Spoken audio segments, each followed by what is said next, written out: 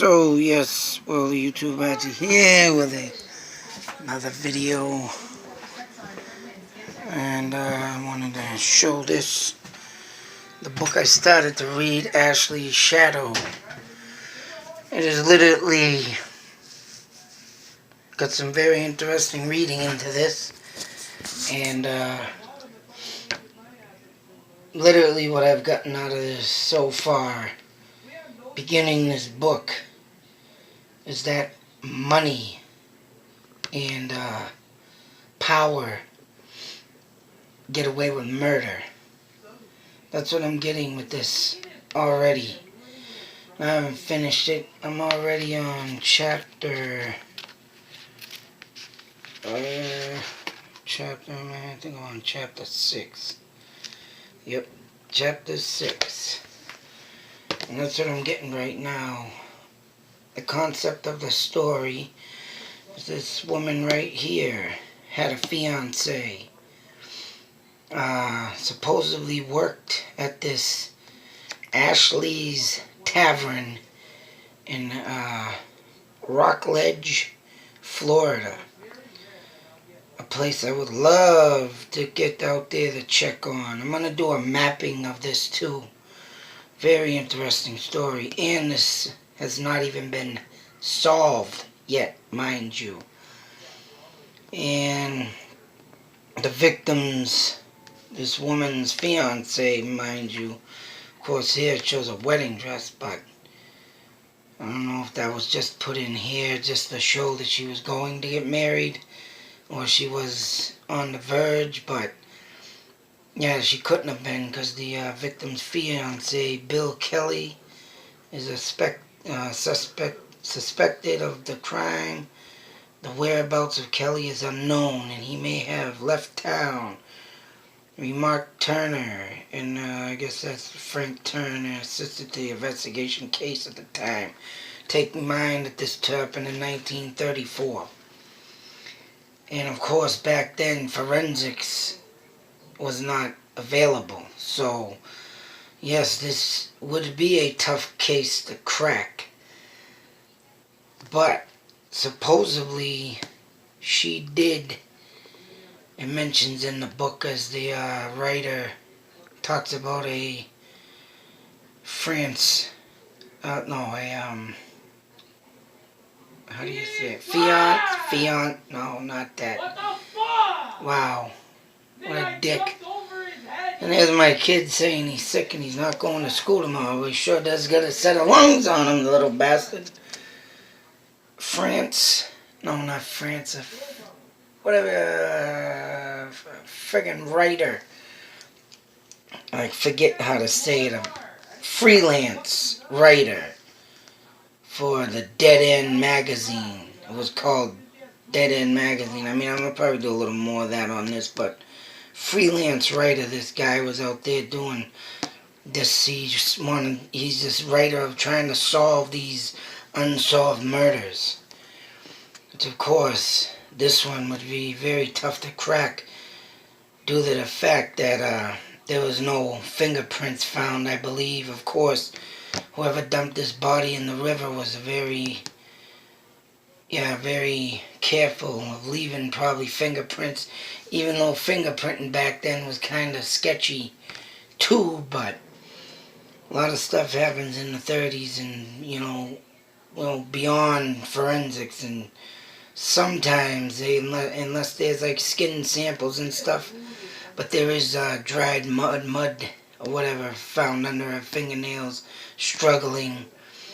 And I don't know if they were ever to dig her body back up again and see what they could find today. But why I say money and power is into this story, because a judge is a son of the judge, a lawyer, literally wiped the case of any investigations. So that's another thing, that's in loss of evidence too. A lot of things that happen with these cases that make them cold because they don't get investigated properly, and it was turned down by a judge. So whatever that may have been the case to be of that. you never know if this will ever... The only way you would probably ever to solve this case was go to where she was murdered, which that ain't even, you know, a possible, you know, statement, because the lady was supposedly murdered in the tavern, which was called, what was it called? It was called... Right now it's Ashley's Tavern in Rock Ledge, Florida. And it used to be called... I mean, there's a bunch of stories on this too that I didn't even get. I mean, I looked up stuff. Go figure. A lot of stuff up in Florida, and I haven't seen this come up yet. And the only reason why I got this is my father gave me the book, which was actually printed in 2005, I believe. My aunt sent it to my father, but yeah, 2005 by Charlie Carlson. If you look this up online, he comes up on the first, you know, findings of this story. And it was actually the bar before was Ashley's Restaurant, Tavern, whatever. Ethel Allen is her name. You might want to check it out, but yeah, the old records and everything were destroyed. There was the only thing I think that was left that this guy got was a autopsy type thing of this back in this day. And a nude body was found. Her head was bashed in. Her teeth were knocked out. Stab wounds from the front to the back. Arms of defense from the stab wounds were shown. But and she was strangled in her... Something a guy, you know, learned from detective work. If you strangle there's a triangular piece in your throat. If it gets broke the right way, you suffocate. No oxygen to the brain. And that's what did her off. But what and who, what was the motive and who killed her is still a mystery to this day. And the only way we probably find out if you could talk through the spirit, through the dead. I would love to try and do that. This would be one of them stories where, shit, if I say forever hold your peace and speak, and tell me who did it, that would be awesome to break this case that way. Because like I said, what's now and what has been found and the lack of investigation, oh, this is going to be very tough to break. But I'm going to continue reading this, get this going. Very interesting story, though. Very interesting. Like the Black Dahlia, or whatever. I can't say that damn name. I say Dahlia, but I think it's something else. Dahlia, well, the one, she was murdered in the 30s, too. But not only do I think, you know, high-powered money people killing to keep someone shut, what if, like, I'm just going to call it what I call it now, the Black Dahlia. What if that murderer that killed her killed this one? Because, you know, serial killers travel. Serial killers do all kinds of stuff and crazy shit like this. And, I mean, the guy didn't have problems busting her jaw, busting her teeth, busting the side of her skull, stabbing her to death. And the other one used a knife, too. Chopped her right in half.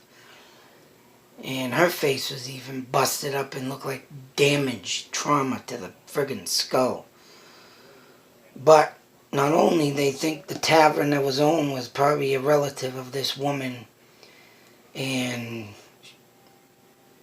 they say that she could have known the murderer and everything, but like I always say, two things.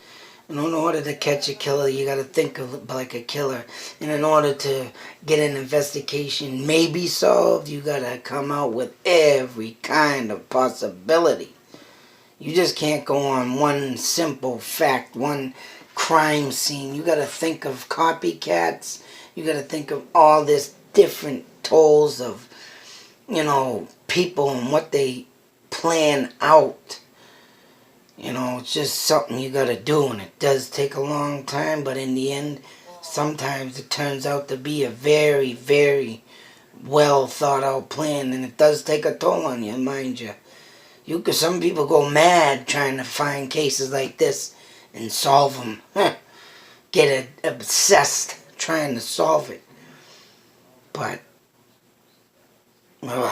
I would love to solve something like this, man. Huge, just like the Taj Narbonne story I've been covering.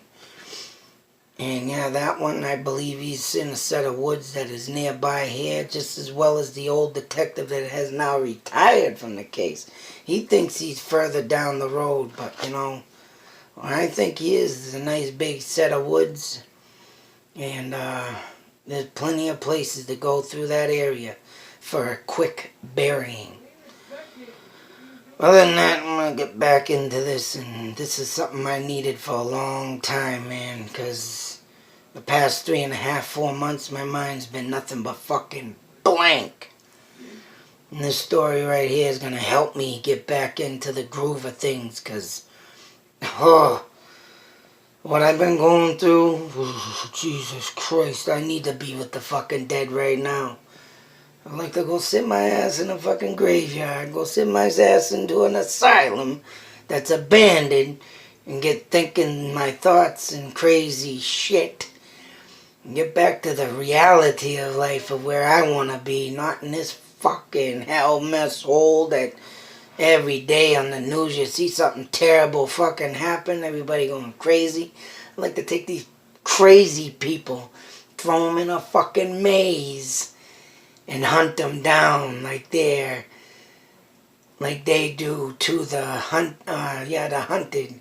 I want to hunt and make them the hunted. Oh, man. Other than that, world of YouTube, check out this story on the internet. Bits and pieces of it are up there.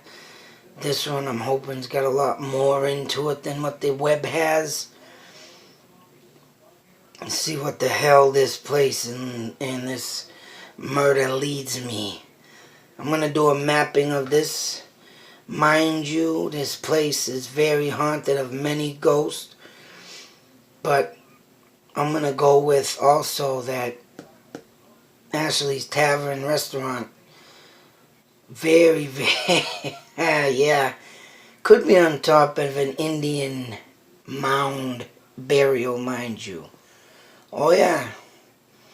Near the Indian River, mind you, right here in big bold letters. Indian River.